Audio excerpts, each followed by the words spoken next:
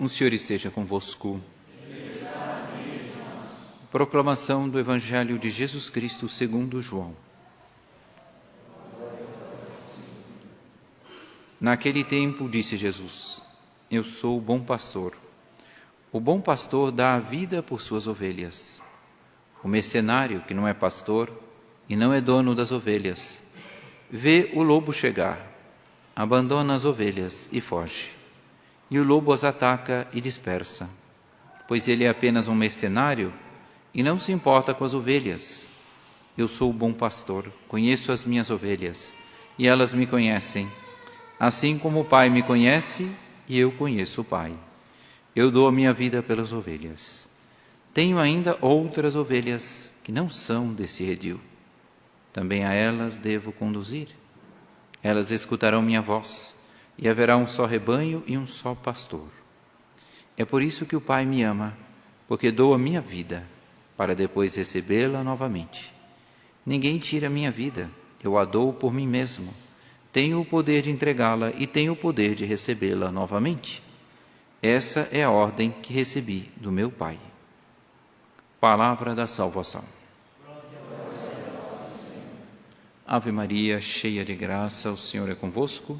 Bendita sois vós entre as mulheres, e bendito é o fruto do vosso ventre, Jesus. Santa Maria, Mãe de Deus, rogai por nós, pecadores, agora e na hora de nossa morte. Vamos sentados um instante.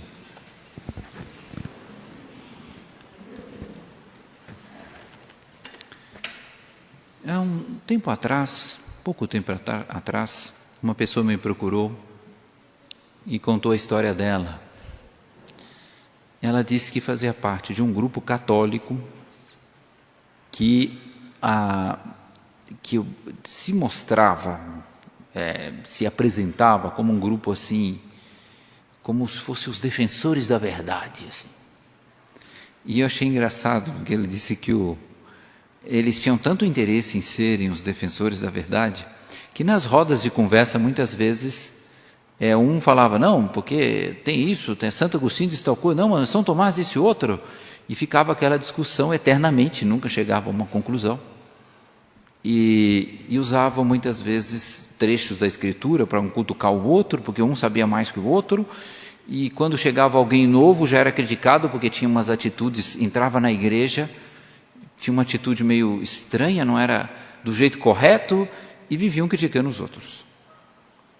E é curioso porque às vezes existe isso.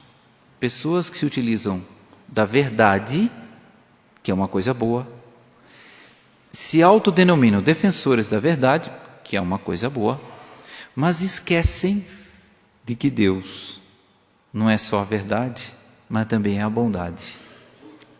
E pessoas assim têm uma ideia equivocada de Deus e da religião, porque acham que a religião é só verdade, mas não é bondade.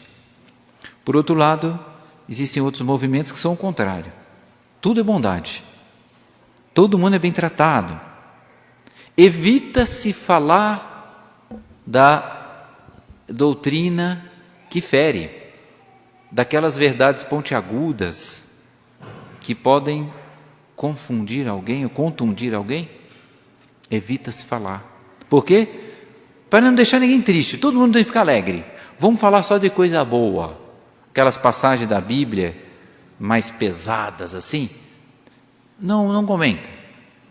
Então são pessoas são grupos que representam a bondade, mas também estão equivocados, porque esquecem que Deus não é só bondade, Deus também é verdade. E tem que existir um equilíbrio. Por quê? Porque bondade sem verdade vira heresia. Heresia. Verdade sem bondade vira farisaísmo. Nosso Senhor odiou os fariseus. Eles pregavam a verdade e ficavam condenando os outros. Então, é muito bonito porque no Evangelho de hoje, nas leituras nos apresentam qual é o equilíbrio desta presença divina de Nosso Senhor, de Deus, que é, segundo Santo Agostinho, São Tomás de Aquino, a verdade, a bondade e a beleza vero, bono e pulcrum. A verdade, a bondade e a beleza. Não se pode tirar nenhum dos três. Não se pode. Sempre aquele grupo que representa a fé verdadeira vai ter esses três atributos também. Porque ele tem que representar Deus na sua totalidade, não numa parte. Então, querem saber qual é o sinal da presença de Deus? A bondade, a verdade e a beleza. Está aqui. Aqui está o selo de Deus, numa instituição, num grupo, numa comunidade. Não é? Às vezes a comunidade é linda, tem uma igreja assim, de entrar de joelhos. A gente começa a participar, é um saco de gato. Um batendo no outro, falando mal do outro, formaram um grupinho, depois panelinha aqui, aquele lá não presta, que não sei. Tá bom. Tem beleza? Tem. Tem verdade? Tem. Tem bondade? Não tem. Não está ali a presença de Deus. Nosso Senhor, na sua imagem do bom pastor, vai nos mostrar o equilíbrio perfeito, divino, porque o bom pastor é o pastor bondoso, é o pastor misericordioso, mas ele nunca vai deixar a beleza de lado e muito menos também a verdade, não é? Para poder agradar alguém ou coisa parecida. Então a gente entra de cheio aqui na liturgia e a gente vai ver nos aspectos de Nosso Senhor falando para nós, né? Deus que nos fala através desses exemplos. O primeiro deles, na primeira leitura, a gente vê São Pedro, cheio do Espírito Santo, falando para uma multidão de pessoas. Ele acaba de curar, veja bem, acaba de curar um paralítico, não é? Coisa linda, e atrás do paralítico curar. Mas não é isso, é bondade, é bondade. Mas a bondade não se cifra só em ficar curando o paralítico, ou dar dinheiro para o pobre. Não, vai muito além. Olha a noção de bondade que os primeiros cristãos nos dão, o primeiro Papa nos dá. Ele cura o paralítico, e ele chama o paralítico, está ali do lado dele. Agora ele vai aproveitar aquele milagre para corrigir, para falar a verdade, para dizer as verdades que doem. Está na hora, eles acabaram de ver um milagre, aproveita a ocasião, não é? O que ele vai dizer? Ficai sabendo todos vós, que foi em nome de Jesus Cristo, aquele que vós crucificastes. Opa, tocou num assunto espinhoso. Aquele que vós crucificastes. Ai, quem estava ouvindo na hora, ai, essa foi forte. Esse Pedro aí fala, doeu. Não, passa outra frase, ele diz, e Jesus é a pedra que vós, os construtores, desprezastes, e que agora tornou a pedra angular. Quer dizer, ele aproveita do milagre para corrigir. Correção também faz parte da bondade. Aqui é bondade de verdade, não é? Imaginou um pai, uma mãe, que vê o filho lá no celular, lá, 1 hora, 2 horas, 3 horas, e o pai vira assim, tadinho dele, ele é tão bonzinho, deixa ele ficar no celular, deixa. É mais ou menos como alguém que, não sei, se o filho estivesse tomando banho de soda cáustica, porque gosta, só que para cada mergulho ele sai com 10 quilos a menos, não é? No terceiro mergulho vai sair só o osso lá de dentro. Bom, tadinho dele, ele gosta de soda cáustica, deixa ele. Ou o menininho vai, mãe, me dá esse suco de uva aqui, sabão para lavar a louça lá, sabão líquido, detergente. Tadinho do meu filho, nunca nego nada para o meu filho, toma. Isso é bondade? Não? Falsa bondade. Aqui é a bondade verdadeira. Ele corrige, ele aproveita qualquer oportunidade para corrigir. Dizia um professor, que era um pedagogo de alto nível, dizia assim, nunca deixe de corrigir. Corrija sempre, mas sempre com bondade. Mas corrija sempre. Não é? Então, aquele lema revolucionário, é proibido proibir, isso é para o mundo lá fora. Para que não? Para Deus quer que corrija, quer que proíba. Precisa proibir. Tem que proibir, para poder formar gente que presta. Depois, nós vemos aqui na segunda leitura, na carta de São João, ele começa aqui a carta, no capítulo 3 dele, dizendo assim, vede que grande presente de amor. Que presente de amor? O que é? Manifestação da bondade. O Pai nos deu, somos de sermos chamados filhos de Deus. Isso é bondade. Temos chamados filhos de Deus. Quando for dar presente, madrinha, padrinho. Eu já tenho tanto afilhado que eu já perdi os nomes, não sei mais quem são meus afilhados. Mas eu ofereço as missas para eles. E padrinho, madrinha, mãe, pai, professor, professora, querem dar um presente de amor? Querem manifestar sua bondade? Façam de tudo para que os seus filhos, seus alunos, seus afilhados, continuem sendo filhos de Deus. Não percam o estado de graça, não pequem. Esse é o presente. Esse é o presente. Que diferença, né? Às vezes é um pai que paga um dinheirão para o filho. Eu amo meu filho tanto que eu vou fazer ele estudar em tal faculdade assim. Vou pagar a mensalidade para ele. Ótimo, é muito bom, paga mesmo, é bom.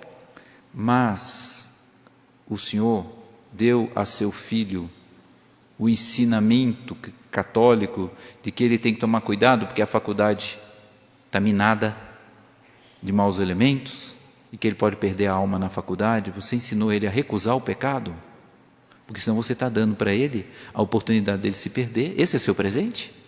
É fazer com que ele deixe de ser filho de Deus?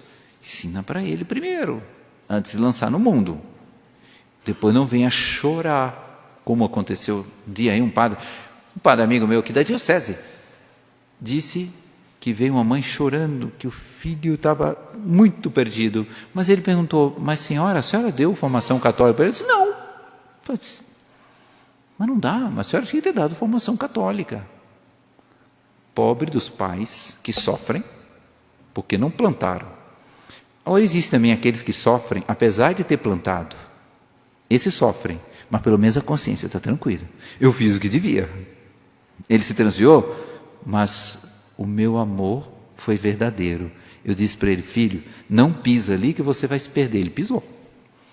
Pelo menos para com Deus, a consciência vai estar tranquila. Ela foi verdadeiramente bondosa. E por último, o Evangelho diz, naquele tempo disse Jesus, eu sou o bom pastor dá a vida por suas ovelhas. Então o pastor bom, não é qualquer pastor que é bom.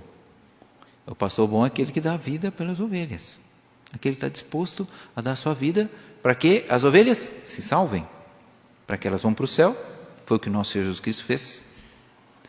Nós estamos amanhã comemorando, os arautos do mundo inteiro estão comemorando uma pessoa que para nós foi tão bondosa que 60 anos quase depois dela morrer, a gente ainda sente o calor da bondade dela aqui dentro dos arautos, que é a Dona Lucília. Dona Lucília, já no início, tinha uma bondade espetacular. Mas, quando ela estava grávida do filho, o médico, analisando-a, disse que ela ia perder o filho ou ia perder a sua vida. Ou ela ou o filho. Então o médico disse, proponha a senhora abortar. Nesta hora a senhora tão bondosa virou uma fera e disse, isso não é proposta que se faça a uma mãe, o senhor não deveria nem sequer tê-la cogitado. E foi embora. Quer dizer, morra eu, mas viva meu filho. O bom pastor dá vida por suas ovelhas. Mas aqui o amor dela ainda foi menor do que foi ao longo da vida. Porque aqui ela estava disposta a morrer para que o filho nascesse. Mas durante a vida, ela vai dar a vida várias vezes. Ela vai oferecer a vida para que o filho não peque. O filho não peque. Então, o Dr. Plínio conta que bastava lembrar-se da sua mãe para ele ter um acréscimo de forças para não pecar. De tão bondosa que ela era, mas de tão firme que ela era.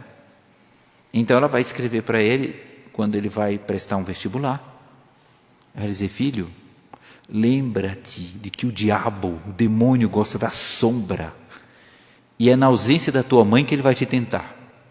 E é verdade. E ele dizia, mas se você se sentir tentado, corra e abraça um crucifixo. E ela já tinha dito para ele, filho, esse mundo está péssimo, eu prefiro te ver morto do que saber que você se transviou, que você pecou. Então, na hora da tentação, como ele teve muitos, todos nós temos, ele se lembrava da mãe e não pecava.